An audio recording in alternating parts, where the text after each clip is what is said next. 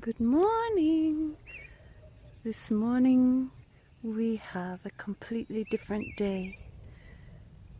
2 feet of snow nearly on the ground, and we still have to shovel a little bit here. Just as dusting, less than an inch. We really took care of it yesterday, and I have to go out and get another bag of birdseed because the 40 pounds I had yesterday is gone.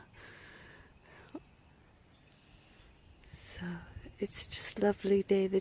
There's a little bit more. The chickadees are at that little feeder.